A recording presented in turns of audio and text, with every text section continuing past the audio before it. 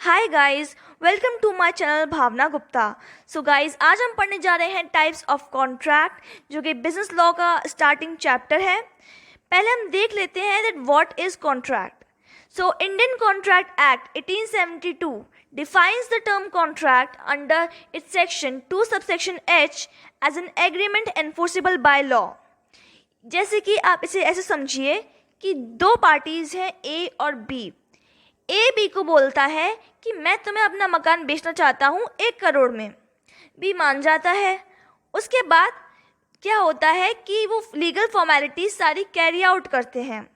Paper पे जो legal procedures होते हैं, जो साइंस होते हैं दोनों पार्टीज़ के, ए और बी के।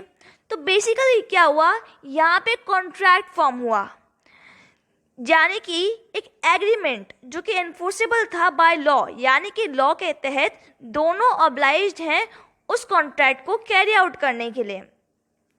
सो next we come on to classification of contracts. देखिए, 3 बेसिस होते हैं क्लासिफाई करने के कॉन्ट्रैक्ट को: वैलिडिटी, फॉर्मेशन और परफॉर्मेंस। सबसे पहले हम देखेंगे types of contract based on formation. Express contract, ये वो कॉन्ट्रैक्ट हैं जो कि एक्सप्रेस किए जाते हैं थ्रू वर्ड्स, यानी कि या तो ये ओरल फॉर्म में होंगे या रिटन फॉर्म में। एग्जाम्पल के तौर पे ए पर्सन है ए, उसने क्या किया, टेक्स्ट किया बी को कि मैं अपनी बाइक तुम्हें बेचना चाहता हूँ 10,000 में। बी ने कॉल किया फिर पहले पर्सन यानी ए को और बोला कि ठीक है, मैं एग्री करता हूँ to the terms of the promise. So this was an example of express contract. Then next comes implied contract. देखिए, जब एक कॉन्ट्रैक्ट क्रिएट होता है बाय एक्शन और इम्प्लीकेशन ऑफ लॉ, उसे हम बोलते हैं इम्प्लाइड कॉन्ट्रैक्ट। जैसे कि आप कई बार होता है आप रिक्शे में जाकर बैठ जाते हैं, उसको बोलते हैं भैया ये जगह है, वो इस जगह पे आपको छोड़ देता है और फिर आप उसको पैसे देते हैं। तो यहाँ क्या था, इस पूरे प्रोसीजर में सब कुछ एक्शन पे चल रहा था। ठीक है, चीज़ें ऑब्वियस थी कि आप उतरेंगे, आप उसको पैसा देंगे ही देंगे क्योंकि वो आपको वहाँ तक छोड़ के आया है। ठीक है, तो सब कुछ एक्शन पे बेस्ड था। तो एक्शंस के तौर पे ही के बेसिस पे ही ये क्रिएट हो गया। यानी कि यहाँ आपने बैठ के वहाँ, ये नहीं कि आपने रोड पे आपने बैठ के उस पूरे कॉन्ट्रैक्ट को बनाया, ऐसा नहीं है। ये एम्प्लॉयड कॉन्ट्रैक्ट है that is created by action. Then next is are quasi contract. ये वो कॉन्ट्रैक्ट है जो कि लॉ की वजह से एग्जिस्टेंस में आता है, कोर्ट के ऑर्डर की वजह से। जैसे कि मान लीजिए एक बैंक ने बहुत सारा पैसा जो है ट्रांसफ़र कर दिया आपके अकाउंट में, गलती से कर दिया, तो आपके उस बैंक के बीच में कोई ओरल या रिटन कम्युनिकेशन तो था नहीं। तो आपने क्या करना है, देखिए आपके लिए आपका पैसा नहीं है, वो आपके खाते में आ गया गलती से, पर आपका नहीं है। तो आपको सारा पैसा रिटर्न करना पड़ेगा, चाहे आप चाहें या ना चाहें, क्योंकि बैंक क्या करने वाला है, बैंक अप्रोच करेगा कोर्ट को, कोर्ट आपको इशू करेगी ऑर्डर कि आपको रिटर्न करना है उस मनी को, और इस तरह बन जाएगा क्वासी कॉन्ट्रैक्ट। तो इधर हम देखते हैं कि क्वासी कॉन्ट्रैक्ट जो होता है वो एग्री नहीं करती दोनों पार्टीज पे, ज़रूरी नहीं है कि एग्री करें, और जनरली कोर्ट के ऑर्डर की वजह से एग्जिस्टेंस में आता है, और इसलिए बनता है जनरली कि एक पार्टी दूसरी पार्टी का अनफेयर एडवांटेज ना ले।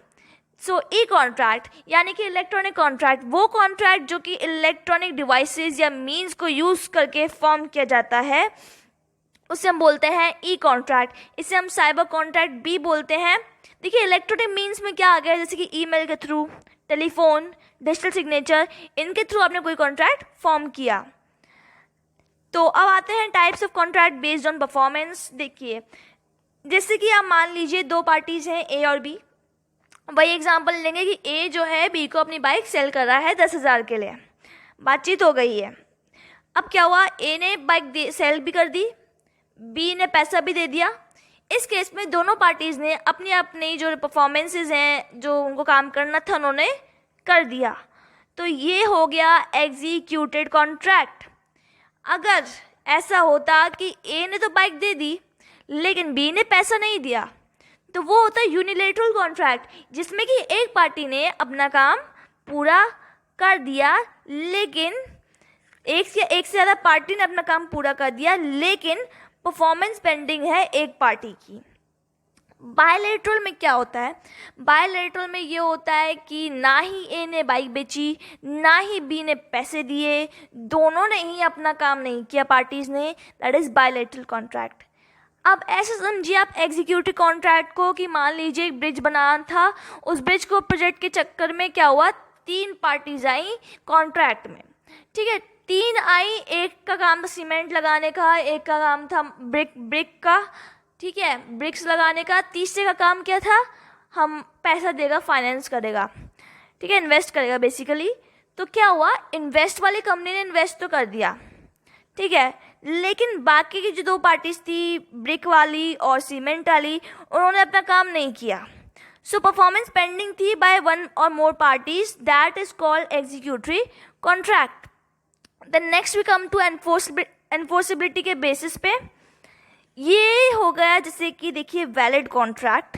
वैलिड कॉन्ट्रैक्ट के अंदर क्या है, enforceable bye court of law, यानी कि कानून के हिसाब से एकदम सही है, ठीक है, एनफोर्सेबल है, ऑब्लाइज्ड है परफॉर्म करने के लिए पार्टीज इसको, ये सबसे परफेक्ट है भाई, इसमें कोई भी झमेला नहीं है, लॉ इसको मानता है। Then next we come to void contract, जो कि एनफोर्सेबल नहीं है बाय कोर्ट ऑफ लॉ किसी रीज़न की वजह से। क्यों एनफोर्सेबल नहीं है? जैसे कि मान लीजिए कि राम और श्याम ये 2 लोग हैं, एक कॉन्ट्रैक्ट में आए, तो क्या हुआ कि राम जो है अपना काम परफॉर्म करने से पहले ही मर गया, ठीक है, ये एक रीज़न हो गया।